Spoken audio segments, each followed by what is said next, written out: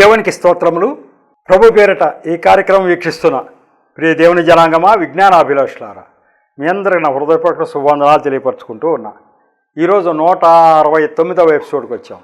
Subject సృష్టికర్త. ఇది ప్రవచన్ TV, Gudivada మరియు మచిలీపట్నం కూడా.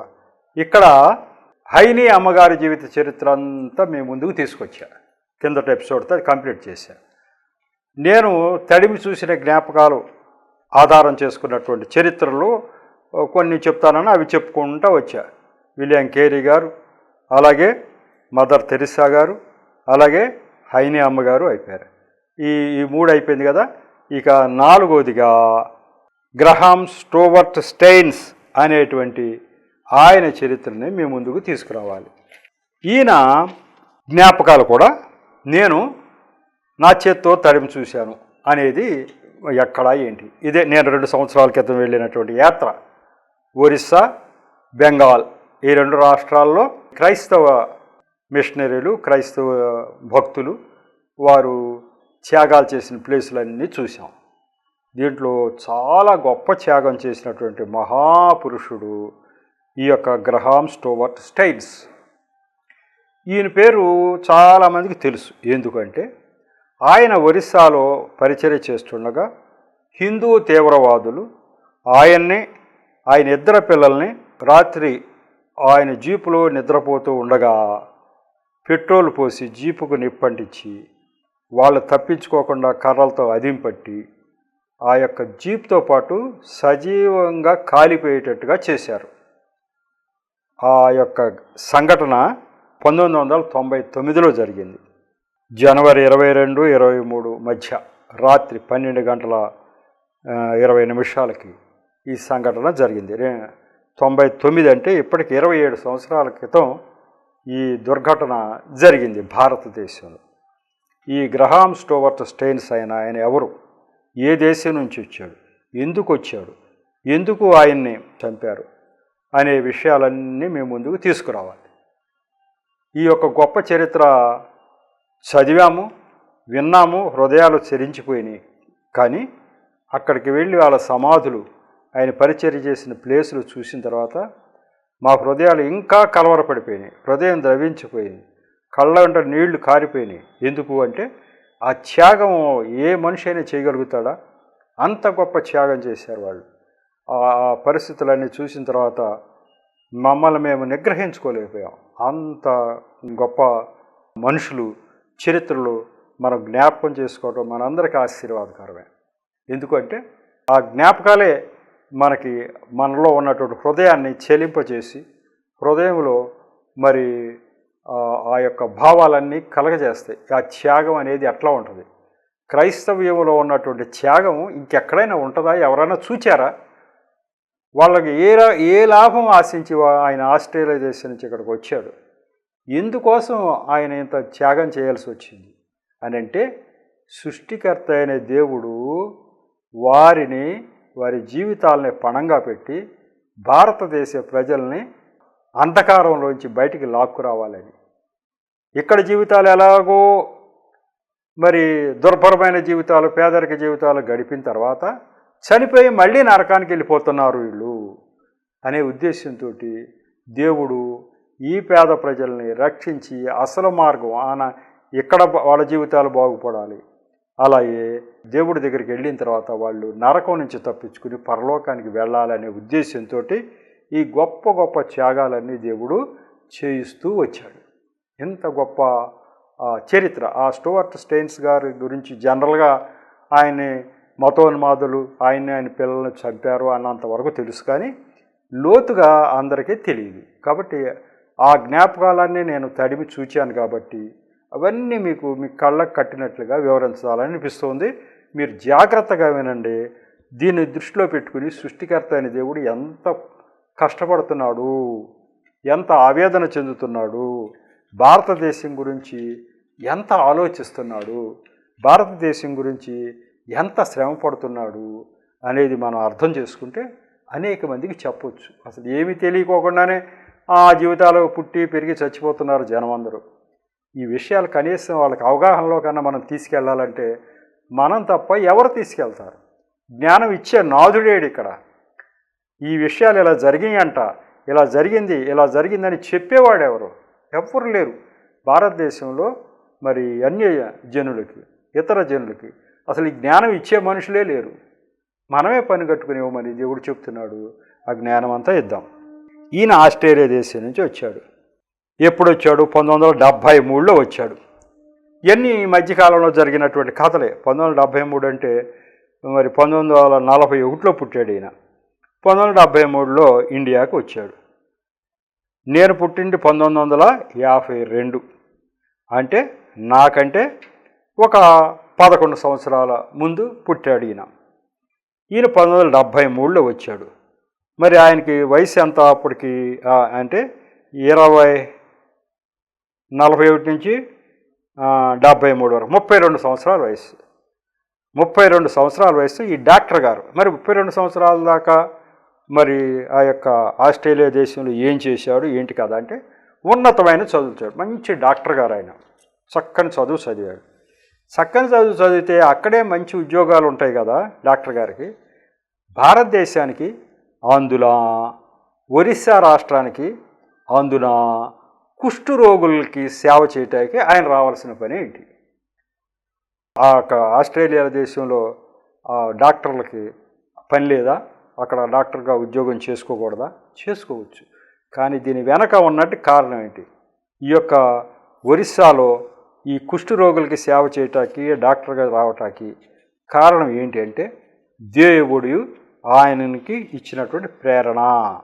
ఆ ప్రేరణతోటే ఆయన ఇక్కడికి వచ్చాడు. కానీ మామూలుగా ఆయన రాడు.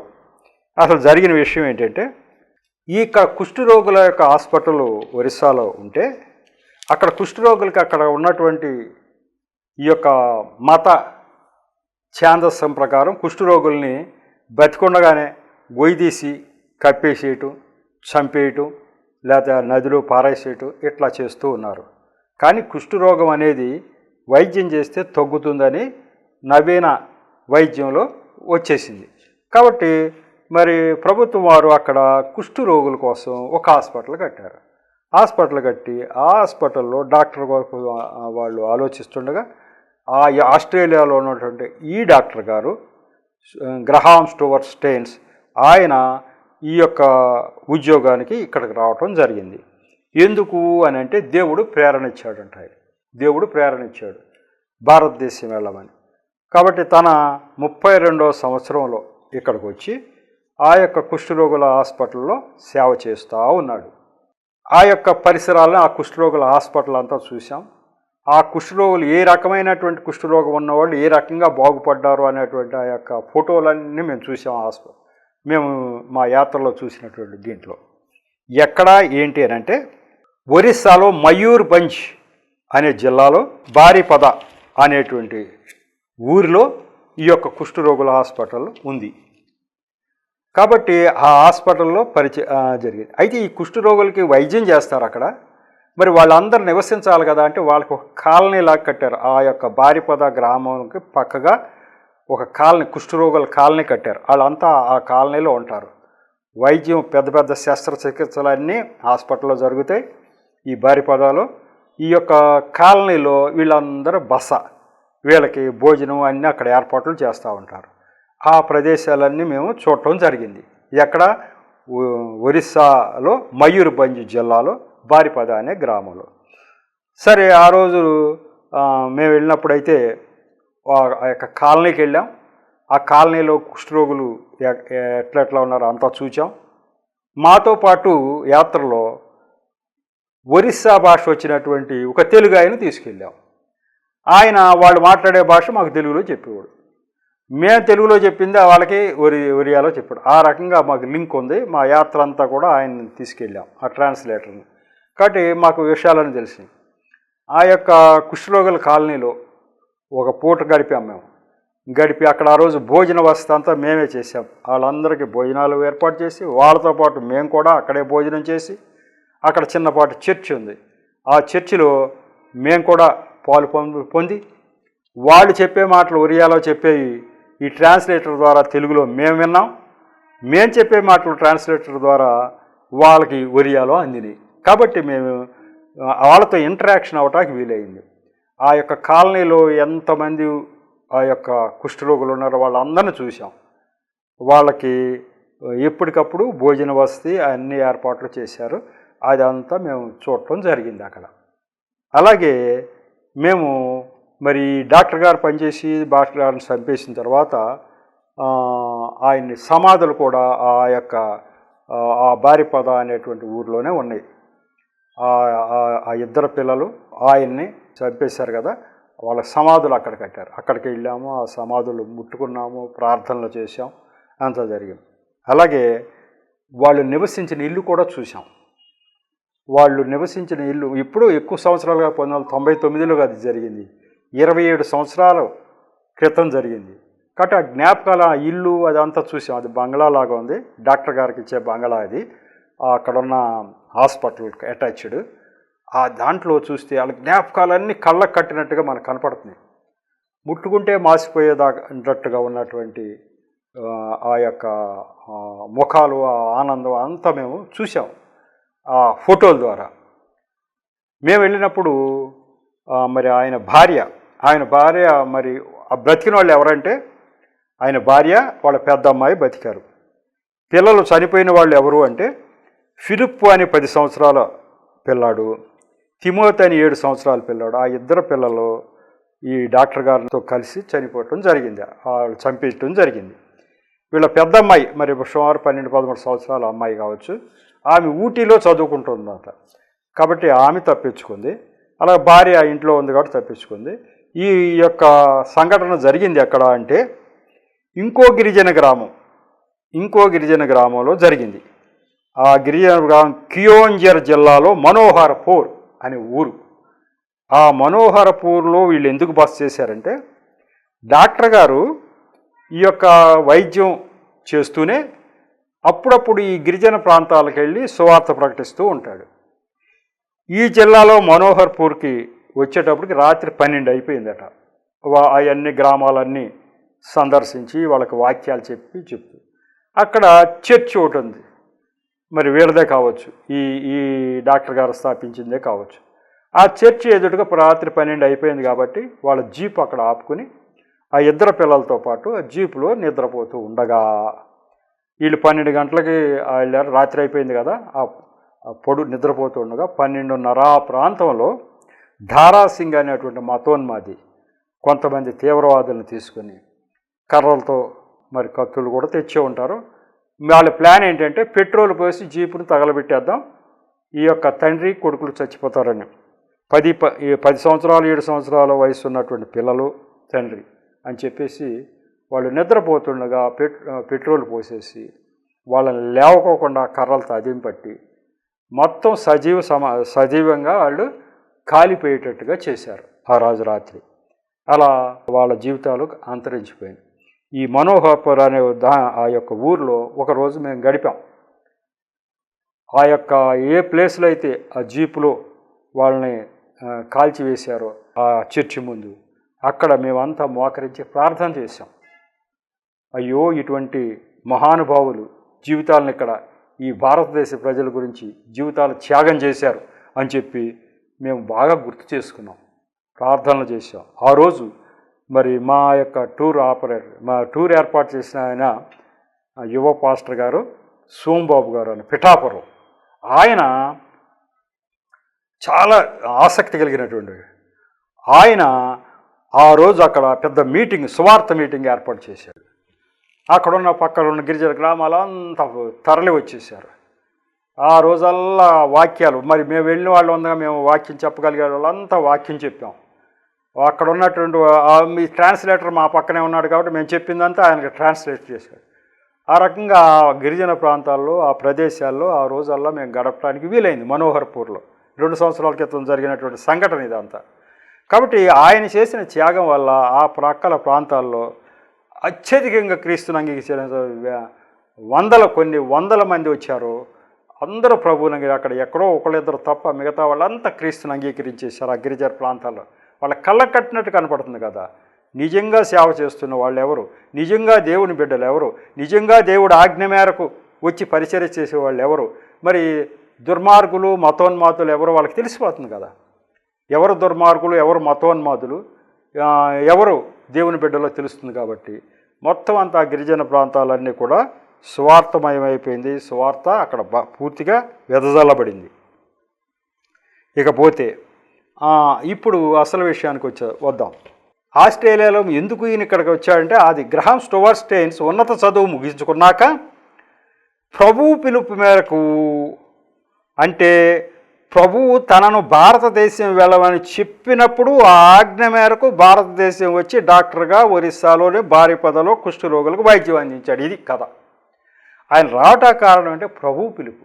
ఆయన క్రైస్తవుడు. దేవుడు చెప్పాడు, నువ్వు ఇక్కడ కాదు అబ్బాయి, ఆస్ట్రేలియాలో కాదు, నువ్వు భారతదేశం వెళ్ళి పలానా కుష్ఠరోగులకి వైద్యం అందించాలని చెప్పడం చేత దేవుడు పిలుపు మేరకు వచ్చాడు ఆయన. మరి ఈ భారతదేశ ప్రజల గురించి పట్టించుకున్న దేవుడు ఎవరు? ఇక్కడ దేవుళ్ళు అనుకున్న వాళ్ళు ఎవరైనా పట్టించుకున్నారా అంటే కాదు. సృష్టికర్త అయిన దేవుడు పట్టించుకుని ఈ యొక్క కుష్ఠరోగులకి ఇక్కడ జరుగుతున్న అన్యాయం అంతా చూచి, వాళ్ళు కుష్ఠరోగుల్ని బతికుండగానే కాల్చి చంపేస్తున్నారు అనేటువంటి విషయం చూసి దేవుడు ఈయన పంపించారు. ఈయన పంపించిన తర్వాత ఆ యొక్క అన్యాయంగా కుష్ఠరోగులను చంపడం అని ఆగిపోయింది. కుష్ఠరోగం బాగైపోతున్నాయి. ఎంతోమంది కుష్ఠరోగులు బాగైపోవటం, ఇళ్ళకెళ్ళిపోతాం, బాగైపోతాం, మళ్ళీ కొత్త వాళ్ళు రావటం, మళ్ళీ బాగైపోవటం జరుగుతూనే ఉంది నిరంతరము. సావవలసిన పరిస్థితి లేదు. ఆ కాలనీలో బోళ్ళంతమంది కుష్ఠరోగులు చూసాం. వాళ్ళు చాలా హ్యాపీగా ఉన్నారు. సావవలసిన పని లేదు వాళ్ళకి. ఆ వైద్యము కొన్నాళ్ళు వైద్యం అందితే వాళ్ళ కుష్ఠరోగి నయమవుతుంది. కాబట్టి అట్లాంటి ప్రదేశంలో దేవుడు ఒక ఆజ్ఞ మేరకు అదంతా జరిగింది. కాబట్టి ఆయన సృష్టికర్త అని అర్థం చేసుకోవటం జరిగింది. ఇకపోతే ఈ యొక్క గ్లాడిస్ గారిని పెళ్లి చేసుకోవటం అనేది ఎలా జరిగింది? ఆయన భార్య పేరు గ్లాడిస్. ఆమె ఎందుకు వచ్చింది? ఆమె వీళ్ళిద్దరూ భార్యాభర్తలకు రాలి. ఆయన పెళ్లి చేసుకోకుండా 30 ఉన్నాడు. అక్కడ మంచి చదువులు చదివాడు. దేవుడు ఆజ్ఞ మేరకు వచ్చాడు. ఆయన 33 సంవత్సరాల వయసులో వచ్చాడు. అక్కడ కుష్ఠరోగుల హాస్పిటల్లో డాక్టర్గా ఉన్నారు. అక్కడ ఆయన క్వార్టర్ ఇచ్చారు. ఆ క్వార్టర్లో ఉంటున్నాడు. అట్లా జరిగి ఎంత సంవత్సరాలు అయింది? 7 సంవత్సరాలు జరిగిందట. అప్పుడు గ్లాడిస్ అనేటువంటి ఒక ఆమె ఆస్ట్రేలియా నుంచి, ఆస్ట్రేలియాలో వీళ్ళిద్దరికి పరిచయం లేదు. గ్రహాం స్టోవర్ట్ స్టెయిన్స్ ఆస్ట్రేలియానే. ఈ యొక్క గ్లాడిస్ కూడా అక్కడే. కానీ ఆమె ఎవరో ఈయనకి తెలియదు, ఈయనెవరో ఆమెకి తెలియదు. అక్కడ పరిస్థితి. ఆమె ఎందుకు వచ్చింది అంటే, ఆమెకు కూడా దేవుడు ప్రేరణ ఇచ్చాడట. ఏమని? నీవు భారతదేశం వెళ్ళాలి అని. ఎందుకంటే భారతదేశం నుంచి కథలు చెప్పుకుంటూ ఉండేవాడు. భారతదేశంలో పలానా ఒరిస్సా రాష్ట్రంలో అమాయకులైన ప్రజలు ఉన్నారు. పాపం వాళ్ళకి ఏ పాపమో తెలియదు. మరి వాళ్ళు దేవుడు ఎవరో తెలియక దేన్ని పడితే దాన్ని దేవుడని అనుకుంటూ మరి నలిగిపోతున్నారు పేదరికంలో అనే వార్తలు అక్కడ అందిన తర్వాత ఈ అమ్మాయి సరదాగా ఒక విహారయాత్రలాగా వచ్చారంట. ఆమె కొంతమంది ఈమె నర్స్ ట్రైనింగ్ అయ్యిందంట. చూద్దామని వచ్చారు. వచ్చి ఒరిస్సాలో ఈ బారిపదలో ఆస్ట్రేలియా నుంచి వచ్చిన డాక్టర్ గారు ఒక ఆయన ఉన్నారని చెప్తే వాళ్ళ ఇంటికి వెళ్ళారు. ఈమె గ్లాడిస్ గారికి కూడా ఈయన పెళ్లి కాలేదని తెలియదు. అప్పుడు 40 సంవత్సరాలు వచ్చినాయి. ఎవరికి? ఈయన స్టోవర్ట్ స్టెయిన్స్ గారికి. ఈయన పెళ్ళై ఉంటుందిలే అని అనుకుంటున్నారు. ఇక్కడికి వచ్చిన తర్వాత ఆయన దగ్గరికి వెళ్ళిన తర్వాత అసలు విషయం తెలిసింది ఏంటంటే, నేను పెళ్లి చేసుకోలేదు, నేను 33 సంవత్సరాల వయసులో ఇక్కడికి వచ్చాను, నాకు 40 సంవత్సరాలు వచ్చినాయి, నాకు ఈ కుష్ఠరోగులకి సేవ చేయటం ఆనందంగా ఉంది అని. అప్పుడు ఈ గ్లాడిస్ గారికి, ఆమెకు పెళ్లి కాలేదు కాబట్టి ఆమె ఈయనతో పాటు కలిసి పనిచేయాలనే ఉద్దేశం వచ్చి మరి ఆమె ప్రపోజ్ చేసింది, పెళ్లి చేసుకుంటాను. కాబట్టి ఇక్కడ వాళ్ళిద్దరికీ మనసులు కలిసినాయి. మళ్ళీ ఆస్ట్రేలియా వెళ్ళారు. అక్కడ పెళ్లి చేసుకుని మళ్ళీ వచ్చేసారు ఈ భార్యాభర్త. ఇక ఈమె ఎట్లాగో నర్స్ ట్రైనింగ్ అయింది కాబట్టి అదే హాస్పిటల్లో ఆయన డాక్టరు, ఈమె నర్సుగా ఉంటూ, మరి వేరే డాక్టర్లు కూడా ఉంటారు కదా, ఈ పేద ప్రజలకు అంతా సేవ అందిస్తూ ఉన్నారు అక్కడ. ఈ గ్లాడిస్ ఈయన పెళ్లి చేసుకున్న తర్వాత 3 పిల్లలు పుట్టారు. మొదట అమ్మ ఎస్తేరు, ఆమె అప్పుడు ఊటీలో చదువుతుంది. తర్వాత ఫిలిప్పు, తిమోతి. కాబట్టి ఫిలిప్పు, తిమోతి ఈ యొక్క డాక్టర్ గారిని ఈ మతోన్మాదులు చంపేసిన తర్వాత మరి ఆమెను అడిగారట. ఆమె ఒకటే చెప్పిందట, చంపిన వాళ్ళని క్షమిస్తున్నాను. నా ప్రభు ఏం చెప్పాడంటే, వీరు ఏమి చేస్తున్నారో వీరు ఎరుగురు కనుక వీరిని క్షమించమని యేసు ప్రభు వారు ఆయన్ని చంపుతున్న వాళ్ళని గురించి తండ్రికి విజ్ఞప్తి చేసినట్లుగానే నా భర్త నా పిల్లలను చంపిన వారి గురించి నేను అదే క్షమాపణ ఇస్తున్నాను, వాళ్ళని క్షమిస్తున్నాను. దేవుడు కూడా అదే ప్రార్థన చేస్తున్నాను, తండ్రి వీళ్ళని క్షమించండి, వాళ్ళు ఏం చేస్తున్నారో వాళ్ళు ఎరుగకుండానే చేస్తున్నారు అని. అంటే జ్ఞానము లేకపోవటం చేతనే భారతదేశంలో ఇంత ఘోర కృత్యం జరిగింది. జ్ఞానం అసలు దేవుడు ఎవరో తెలియక ఆ ధారాసింగ్ అన్న ఆయన ఇలా చంపడానికి కారణం ఏంటి? వ్యక్తిగతంగా ఏమన్నా డాక్టర్ గారితో ఏమన్నా లావాదేవీలు ఉన్నాయి? వ్యక్తిగత శత్రుత్వాలు ఏమన్నా? ఏమీ లేవు. డాక్టర్ గారు ఏమన్నా చెడ్డ పని చేస్తున్నాడు? అందరికీ మంచి పని చేస్తున్నాడు, పెద్ద సేవ చేస్తున్నాడు, కుష్ఠరోగులను బ్రతికిస్తున్నాడు కదా. ఎందుకు చంపాలి అంటే చంపడానికి కారణం ఏంటంటే జ్ఞానము లేకపోవటమే. ఈ యొక్క మూఢ మత విశ్వాసాలు, మూఢ మత సిద్ధాంతాలు పట్టుకుని అసలు దేవుడు ఎవరో తెలియక ఇదేదో కొత్త మతం ఇక్కడ పెరిగిపోతుంది, కొత్త మతం, కొత్త దేవుడు, మనకు దేవుడు కాదు, ఆ దేవుడు ఎవరో అనేటువంటి అజ్ఞానంలో ఉండి వాళ్ళని చంపేస్తే అది పోతుంది, మన మతం నుంచి ఎవరు క్రైస్తవులు కాకుండా ఉంటారు అనే ఉద్దేశంతో చంపటమే తప్ప జ్ఞానం ఉంటే సృష్టికర్త అయిన దేవుడు ఆయన అనేటువంటి జ్ఞానమే కానీ వాళ్ళకు ఉంటే ఈ పని చేయరు కదా. కాబట్టి జ్ఞానం లేకనే వాళ్ళు చేస్తున్నారు, కాబట్టి వాళ్ళని క్షమిస్తున్నానని చెప్పారు. భారతదేశం తలదించుకుంది ఈ యొక్క సంఘటన జరిగినప్పుడు. రాష్ట్రపతులు దగ్గర నుంచి, ప్రైమ్ మినిస్టర్ దగ్గర నుంచి తలదించుకున్నారు ఇటువంటి అన్యాయం ఇక్కడ జరిగినందుకు. భారతదేశంలో ఒక మంచి దేవుడు భక్తుల్ని ఇలా పొట్టన పెట్టుకోవడం చూసి అందరూ కూడా సిగ్గుతో తలదించుకున్నారు. గ్లాడిస్ వీళ్ళని క్షమిస్తున్నాను అన్నప్పుడు ఇంకా ఉంచుకున్నారట. ఆ తల్లి, ఆ మహానుభావురాలు నేను వాళ్ళని క్షమిస్తున్నాను అన్నప్పుడు ఇంకా తలలో ఉంచుకుని భారతదేశం అంతా తలదించుకోవాల్సి వచ్చింది. వేరే దేశం నుంచి వచ్చి ఇంత త్యాగం చేసినటువంటి వారి గురించి తెలియటమే కాదు, మేము చూసినప్పుడైతే మా కన్నీరు ఆగల. అటువంటి వాళ్ళ సమాధులు అవన్నీ మేము చూసినప్పుడు. అలాగే ఇక నేను వాళ్ళు క్షమిస్తున్నాను అని చెప్పింది. మరి మేము వెళ్ళినప్పుడు ఆమె లేదు అక్కడ. అంటే ఆస్ట్రేలియా విజిట్ కోసం వెళ్ళిందట, వాళ్ళ ఊరు కదా, మరి ఏ సందర్భంగానూ ఆస్ట్రేలియా వెళ్ళిందట. ఆమె లేదు. ఆమె లేనప్పుడు ఆ గృహ అంత సంరక్షణ కోసం ఒక పెద్ద ఆయన్ని ఉంచారు. ఇక మాకు ఎట్లాగో ఒరిస్సా భాష తెలియని లోటు లేదు, ఎందుకంటే మాకు ట్రాన్స్లేటర్ ఉన్నాడు కాబట్టి. అక్కడికి వెళ్తే ఆయన మొత్తం అంతా చెప్పాడు. ఇదిగో డాక్టర్ గారు ఇలా చేసేవాడు, ఆయన మొక్కలంటే ఇష్టం ఇట్లా చేసేవాడు, పక్షులంటే ఇష్టం వాటికి ఇట్లా చేసేవాడు, ఆయన ఇలా చేసేవాడు అలా చేసేవాడు అని రకరకాల గదులన్నీ చూపించారు. ఆ యొక్క వాళ్ళకు ఇచ్చినటువంటి క్వార్టర్లో గదులన్నీ చూపించారు. వాళ్ళ ఫోటోలన్నీ మొన్నటి జ్ఞాపకాలే కదా, 27 సంవత్సరాల క్రితమే కదా. వాళ్ళ ఫోటోలు, వాళ్ళ పిల్లలు, వాళ్ళ బంధువులు, వాళ్ళ ఫోటోలు అన్నీ మాకు చూపించారు. చూపిస్తే అక్కడ వాళ్ళు తిరిగిన ప్లేసులన్నీ ముట్టుకున్నప్పుడు, ఆ మహానుభావుల చరిత్ర చూసినప్పుడు మాకు నిజంగా ఏడుపు వచ్చేసింది. పోతే ఇక్కడ మనం గ్రహించవలసింది ఏంటంటే దేవుడి ప్రేరణే కానీ లేకపోతే ఈ డాక్టర్ గారు సుఖవంతమైన జీవితాన్ని వదిలి ఈ కుష్ఠరోగుల మధ్యకు వస్తాడా? ఒకటే పాయింట్. ఆయన ఒక డాక్టర్ గారు, మంచి ఉద్యోగం డాక్టర్ గారు. అయితే ఈయన దేవుడి ప్రేరణ అనేది లేకపోతే, దేవుడు చెప్పకపోతే ఇక్కడికి రావాల్సిన పనే ఉంది. అంటే సృష్టికర్త అయిన దేవుడు భారతదేశంలో కుష్ఠరోగులను ప్రేమించి ఇక్కడికి వచ్చాడు. ఇక్కడికి పంపాడు ఆయన్ని, కాబట్టి ఇక్కడికి వచ్చాడు. ఇక్కడికి వచ్చిన తర్వాత ఆయన ఏర్పాటు చూడండి. ఆ అమ్మాయి గ్లాడిస్ అనే అమ్మాయి, నర్స్ ట్రైనింగ్ అనే అమ్మాయిని, ఆమెని ఈ దేశం చూడాలని ప్రేరణ ఇచ్చాడు. ఎవరైనా ఇప్పుడు మనం ఏ దేశమైనా చూడటానికి అమెరికా, ఇంగ్లాండ్ అంటే మంచి మంచి ప్లేసులు చూడటానికి వెళ్తాం. కానీ ఈ అమ్మాయి ఆస్ట్రేలియాలో బంగారం వంటి ప్లేసుల్లో ఉన్న అమ్మాయి ఒరిస్సాలో ఉన్నటువంటి గిరిజనులు చూడటానికి ఎందుకు రావాలి? ఆమెలో ఆ కోరిక కలిగేటట్టు దేవుడు చేశాడు. పేద ప్రజలైన వాళ్ళు ఎలా ఉంటారు, ఎలా అన్యాయానికి గురి అవుతున్నారు, పేద ప్రజలు ఎట్లా ఉంటారు, వాళ్ళ జీవన శైలి ఏంటి చూడాలని కోరిక కలిగి ఆమె ఇక్కడికి రావటం. వచ్చిన తర్వాత వీరిద్దరికీ పెళ్ళి అయ్యేటట్టుగా ఆ ఏర్పాటు దేవుడి యొక్క ప్రేరణతోటే జరిగింది. ఆ రకంగా భార్యాభర్త ఇద్దరు కలిసి ఆ కుష్ఠరోగుల వైద్యశాలలో అనేక మందికి కుష్ఠరోగును బాగు చేశారు. వాళ్ళను హక్కును చేర్చుకున్నారు.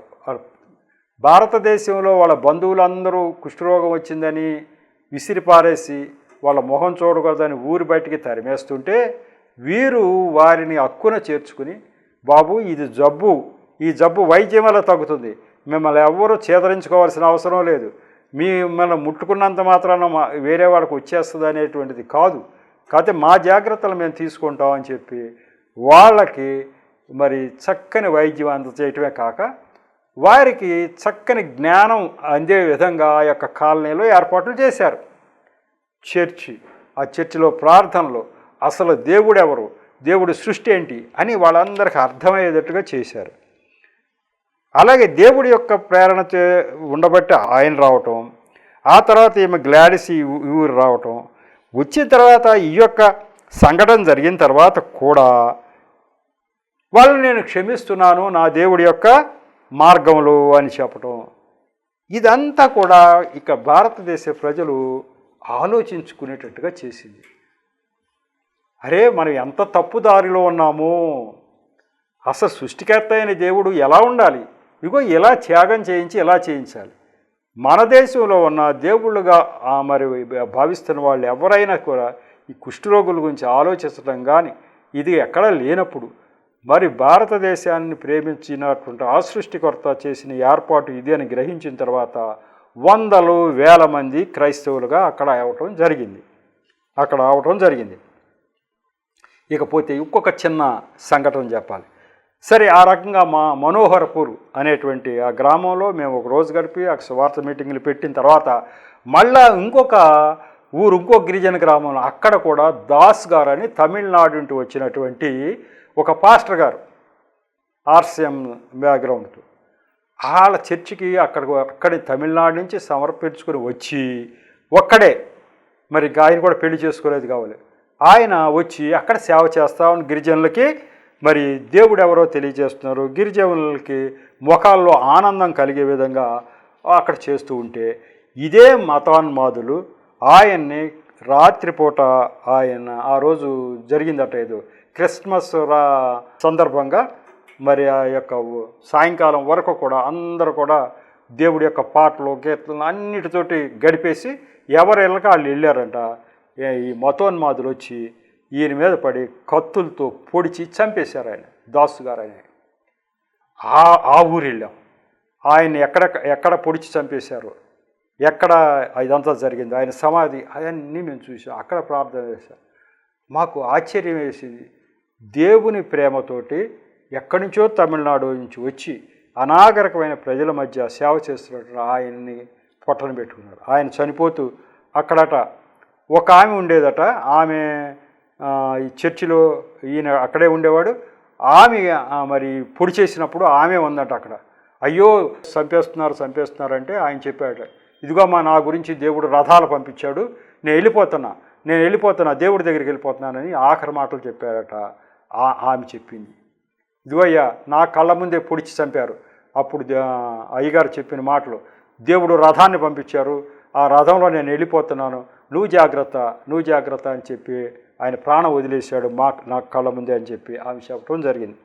ఈ త్యాగాలన్నీ దేవుడు తన బిడ్డల ద్వారా ఇలాంటి త్యాగాలు చేయిస్తున్నాడు ఎవరి కోసము అంటే, ఈ యొక్క దేవుడు ఎవరో తెలియనటువంటి వారికి ఆ జ్ఞానం అందించాలండి ఆ ఉద్దేశంతో తన బిడ్డల జీవితాల త్యాగాలు చేయించి ఇతర ప్రజల కోసం మరి పాటుపడుతున్నది ఎవరు? సృష్టికర్త అయిన దేవుడు. ఆయన ప్రేరణ లేకపోతే దాసు గారు కానీ స్టూవర్ట్ స్టెయిన్స్ కానీ ఇలా గిరిజనుల మధ్యకి వెళ్ళి ఇలా సేవ చేయాల్సిన అవసరం వాళ్ళకేంటి? వాళ్ళు పుట్టి పెరిగిన టౌన్లో ఏదో పని చేసుకుంటూ బతకలేరా? దేవుడు ప్రేరణ ఇవ్వకపోతే వాళ్ళు ఇంత కష్టపడి ఇలా చేయాల్సినంత అవసరం ఏంటి?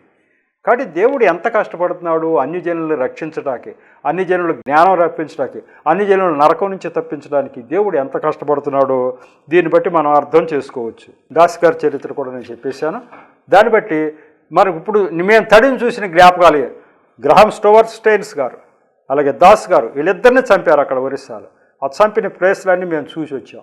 కళ్ళకు కట్టినట్టుగా మీకు నేను ఎక్స్ప్లెయిన్ చేయాలని దేవుడు ఉద్దేశం ఉందో ఏమో నాకు తెలియదు, కానీ 2 సంవత్సరాల క్రితం నేను ఆ ప్లేసులకన్నీ వెళ్ళే ఏర్పాటు దేవుడే చేశాడని నేను భావిస్తున్నా. నా కళ్ళతో నేను చూడబట్టి ఈరోజు ఎంత స్పష్టంగా మీ ఎదురుకి ఆ విషయాలన్నీ తీసుకురాగలుగుతున్నా. మీ ముందు నేను ఈ టీవీలో చెప్పాలనేది దేవుడు ప్రణాళిక కావచ్చు, నాకు తెలియదు.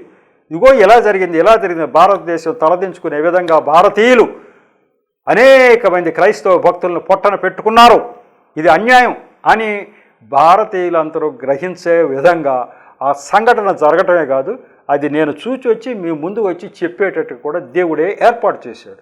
అనేక మంది హృదయాలు మరి ఈ విషయాన్ని గ్రహించి అసలు ఈయన సృష్టికర్త వైపు చూసే విధంగా చేయటానికి దేవుడు ఏర్పాటు చేశాడు అనుకుంటున్నాం.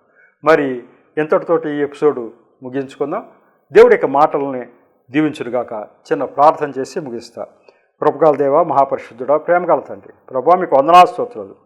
ఈరోజు ఈ 169వ ఎపిసోడ్ కూడా తగిన నడిపించారు, నన్ను మరుగుపరిచారు, నా నోటి ద్వారా మీరు మాట్లాడారు. అంతేకాకుండా వింటున్న బిడ్డల హృదయాలు తెరిచి ప్రభువా ఈ త్యాగాలన్నీ చేసింది మరి ఇతర జనుల కోసమే అని, ఇతర జనుల కోసం సృష్టికర్త అయిన దేవుడు ఎంత కష్టపడుతున్నాడని అనేక మంది గ్రహించులాగున మరి ఈ మాటలన్నీ మీరు చెప్పిస్తున్నందుకు స్తోత్రాలు తండ్రి.